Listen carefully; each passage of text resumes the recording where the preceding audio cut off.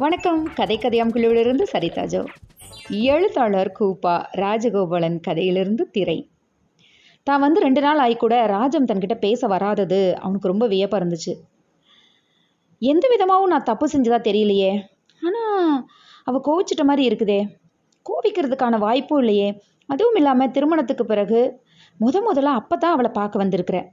அதுக்கு முன்னால் நேரில் பேசினது இல்லையே. அதனால் எந்த காரணத்துக்காகவும் அவள் கோபிச்சுக்கிறதுக்கு வாய்ப்பே இல்லையே. 2 பேரும் கடிதம் எழுதிட்டு தானே இருந்த தொடர்ந்து.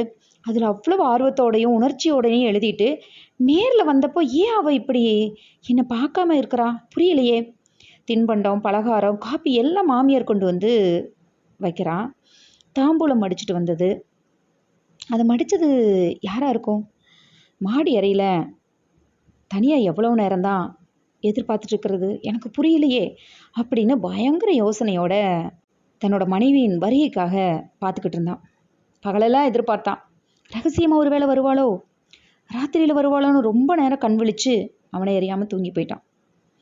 கடிதத்தில் வெகு துணிச்சலாக எழுதிட்டு நேரில் கண்ட உடனே வெக்க ரொம்ப அதிகமாக இருக்குமோ, ஒருவேளை அப்படி அசடு மாதிரி கடிதத்தில் எழுதிட்டோமோன்னு நினச்சி வராமல் இருக்காளோ அப்படின்னு என்ன நானே சமாதானப்படுத்திக்கிட்டா கூட எனக்கு விளங்கவே இல்லை. 2வது நாள் நைட் 8 மணிக்கு தொலைவில் இருக்கிற கோயிலிருந்து திருவிழா கொடு முழக்க சத்தம் கேட்டுச்சு. தெருவில் பெண்கள் கும்பல் கும்பலாக கோயிலுக்கு போயிட்டு இருந்தாங்க. சாளரம் வழியாக உள்ளே விழுந்த வெண்ணிலவு அவனோட இதயத்தை வலை போட்டு இழுக்கிற மாதிரி இருந்துச்சு. வெளி உலகத்துக்கு அவனை வா வா அப்படின்னு அழைக்கிற மாதிரி இருந்துச்சு. அதெல்லாம் அவனுக்கு காதில் ஏறவே இல்லை. அந்த அழகெல்லாம் அவனுக்கு கண்ணில் தெரியவே இல்லை. மனசு முழுசு ராஜமாக இருந்தான். அவள் எழுதின கடிதங்கள் தான் இருந்துச்சு. அவளோட முகமும் கண்களும் அவன் முன்னாடி நின்றுச்சு. அன்னைக்கு நைட்டாவது ராஜா கண்டிப்பாக வருவான் அப்படின்னு தான் நினைக்கிட்டு இருந்தான். மத்தியானமே வேடிக்கையா மைத்துரனை பார்த்து, உன் அக்கா இந்த ஊரில் தான் இருக்காளா அப்படின்னு கேட்டான். அதை கேட்டுக்கிட்டு இருந்த மாமியார் கூட கொஞ்சம் பதறி போய் குசு குசுன்னு யாரோடையே பேசினான். அவளோடையத்தான் இருக்கும் அப்படின்னு அவன் நினச்சிக்கிட்டான். தன்னோட மனநிலை ஒருவாறு அவங்க அறிஞ்சிருப்பாங்க. அதனால் கண்டிப்பாக ராத்திரி வருவா. ரொம்ப பயந்து போயிருப்பா. சரி, நேற்று வந்திருந்தா கூட வந்திருக்கலாம், நான் தூங்கி போயிட்டேன் அப்படின்னு அவனையே அவன் சமாதானப்படுத்திக்கிட்டான். அடுத்த நாள் காலையில் அவனுக்கு கோபமும் துக்கமும் வந்துச்சு. காப்பி வேணான்னு சொல்லிடலாமான்னு அவ்வளோ கோபம். ஏன்னா அடுத்த நாளும் வரல அப்படிங்கிறதுனால.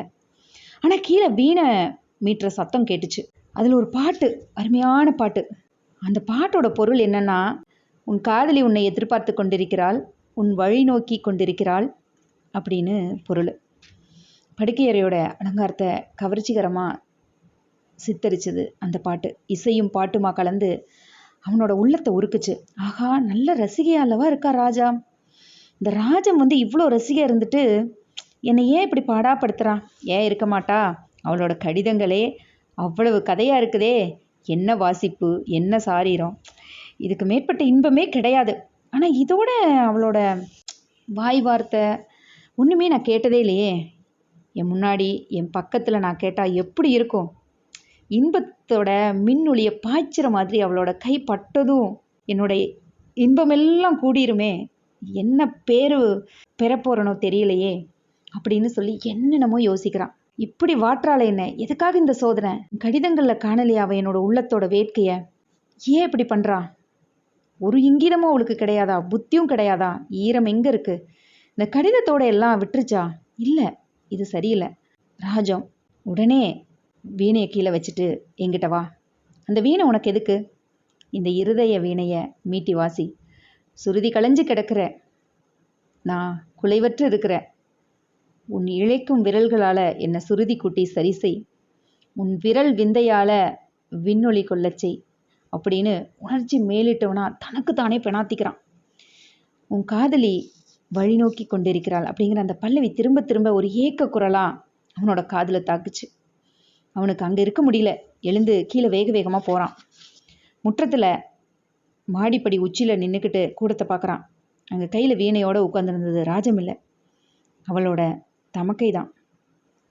ஆமாம், அவள் பிறந்த வீட்டில் இருக்கிறதா தான் சொன்னாங்க. அவள் 1 வருஷத்துக்கு முன்னாடி கணவனை இழந்தவ, பாவம். அவளது கதை ஒரு சோக நாடகம் மாதிரி எல்லாரும் கதை கதையாக சொன்னாங்க. ரொம்ப கெட்டிக்காரி, அழகுன்னா அப்படி அழகு. ஒரு குடிகார கணவனுக்கு கட்டி வச்சு ஈரல் வீங்கி அவன் இறந்துட்டான். அவளா வீணை வாசிச்சது? ஏன் அப்படி வாசிச்சா? வீட்டில் மற்ற எல்லாரும் எங்கே? கோயிலுக்கு தான் போயிருக்கணும். ராஜம் கூட அப்போ கோயிலுக்கு போயிட்டாலோ? ஒருத்தர் வீட்டில் இல்லாதப்போ இவையே இப்படி வீணை வாசிக்கிறா? திடீர்னு அவனை உலுக்கி போடுச்சு. ஒருவேளை கடிதங்கள்லாம் இவ தான் எழுதியிருப்பாளோ? ராஜத்தோட பெயரை வச்சு இவ தான் அப்படி உள்ளத்தை கொள்ளை கொண்ட முறையில் எழுதியிருப்பாளோ? ஆமாம், அப்படி தான் இருக்கணும். இல்லாட்டா அவ்வளவு எழுதினவ இப்போ பக்கத்தில் கூட வராமல் இருப்பாளா? மடமடன்னு அவன் மாடிப்படியிலேருந்து இறங்கி வர்றான். வீணையும் கையுமா உட்காந்து சரஸ்வதி சட்டுன்னு வீணையை கீழே வச்சுக்கிட்டு எழுந்திருக்கிறான். உள்ளே போய் மறைஞ்சிக்கிறான்.